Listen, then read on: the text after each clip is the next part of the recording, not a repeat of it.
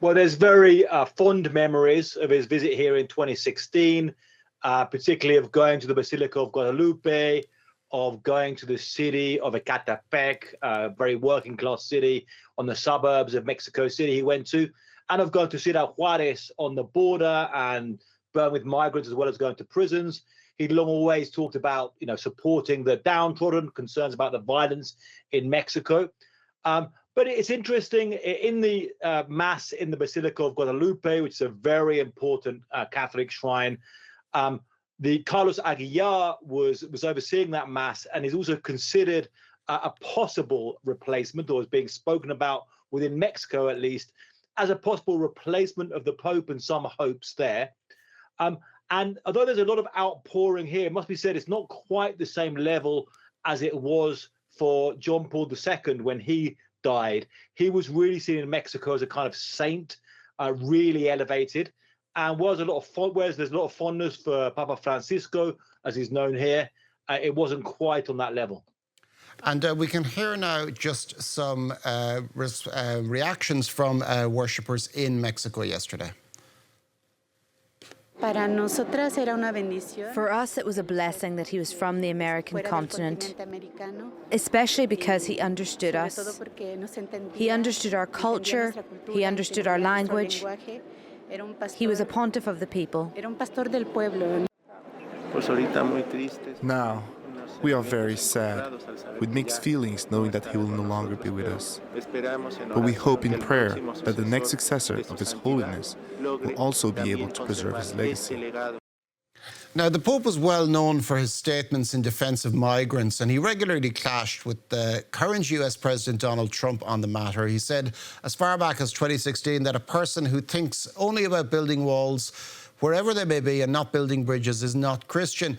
Did this increase his popularity in Mexico and the surrounding region? Yes, I think many people, particularly when you go to the migrant areas and talk to the migrants who are crossing, a lot of them heard that message. It definitely sunk in. There's definitely a lot of people aware of that.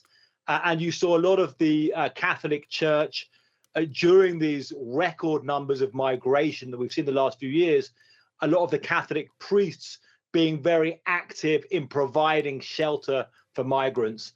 And certainly a certain kind of vibrance to these frontline churches under Papa Francisco. On the other side, you also have in Mexico some quite conservative members of the clergy here as well. And Carlos Aguilar, who's the Archbishop of Mexico City, who's considered a possible replacement of the Pope, is on the more conservative side. So there's a certain kind of caution there. And also a lot of the politicians in Mexico from all across the stripes are all now really trying to sort of show their photographs and show their affiliation to Papa Francisco. So you have kind of quite a mix on the political front there. And as well as the kind of more left-wing side of the church, the more liberation theology that there definitely is in Mexico, the more conservative sides, all really in lamenting and in sorrow right now for the death of the Pope. And so is there quite a lot of chatter in Mexico about the possibility of the next Pope being from Mexico? There's certainly some hope that it's being put across in the media, although there's some mixed discussions about this. There's definitely people saying this would be, a great opportunity and to continue the tradition now of Latin American popes after that barrier was broken by Papa Francisco before they'd just been Europeans. But also some people responding, well, we don't want one of our more conservative Mexican archbishops. We prefer a more progressive, more liberation theology type person to come in there. So some kind of mixed feelings there, but certainly it's something which is being discussed and being around. It's hard to know, though, the politics right now inside the Vatican of what they're thinking and who they'd like to replace Papa Francisco.